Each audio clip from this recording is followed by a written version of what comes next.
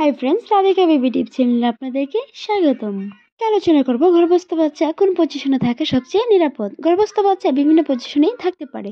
সাধারণত 37 সপ্তাহের আগ পর্যন্ত বাচ্চার অবস্থান যে কোনো সময় পাল্টে যেতে পারে, কিন্তু 37 সপ্তাহের পর বাচ্চা আর পজিশন পাল্টাতে পারে না। তাই বাচ্চা কি পজিশনে আছে সেটা জানা খুবই গুরুত্বপূর্ণ। এই পজিশনের উপর নির্ভর করছে বাচ্চা সিজারে না নর্মালে হবে। তাই ভিডিওটি আপনার অনেক কাজে লাগবে।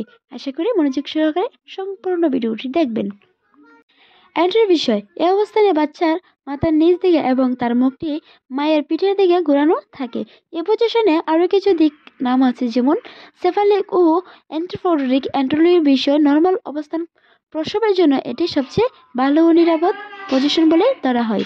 যদি আপনার বাচ্চা এই পজিশনগুলোতে থাকে তাহলে আপনি খুশিই থাকতে পারেন। কসেন্টুর: এই অবস্থানে বাচ্চার মাথা নিচ দিকে থাকে, তবে সেক্ষেত্রে তার মুখটি মায়ের পেটের দিকে ঘোরানো থাকে। 1/3 গর্ভস্থ শিশুর পজিশন এমন হয়ে দেখা যায়, তবে সচরাচর সন্তান জন্মের সময় বাচ্চার মুখটি এমনিতেই ঘোরানো যায়। যদি প্রসবের সময় বাচ্চার মুখটি না ঘুরে তাহলে মাকে কিছুক্ষণ কষ্ট ভোগ করতে হয়। ব্রিজ অফ পজিশন: এই অবস্থানে বাচ্চার মাথা থাকে উপরে এবং পা থাকে নিচের দিকে। বাচ্চা এই পজিশনে থাকলে নর্মাল ডেলিভারি সম্ভব হয় না। বাচ্চা এই পজিশনে থাকলে দু ধরনের পদ্ধতি অবলম্বন করে বিশেষজ্ঞরা। প্রথমত, চাপ প্রয়োগ করে বাচ্চাকে ঘোরানোর চেষ্টা করা হয় নর্মাল ডেলিভারির জন্য, তবে এ পদ্ধতি সবার ক্ষেত্রে প্রযোজ্য নয়। দ্বিতীয়ত, প্রথম উপায় সম্ভব না হলে সিজারিয়ান ডেলিভারির চেষ্টাও করা হয়। সেলাই: এই অবস্থানে বাচ্চা আড়াআড়ি থাকে, মানে উপর নিচ না থেকে বাচ্চা ডান বা বাম অবলম্বনে থাকে। এ ধরনের পজিশন খুব কমই দেখা যায়।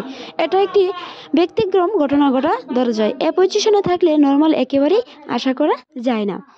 সিজার একেবারেই উপায় এর জন্য সিজারই একমাত্র ওই পজিশনের লক্ষণ।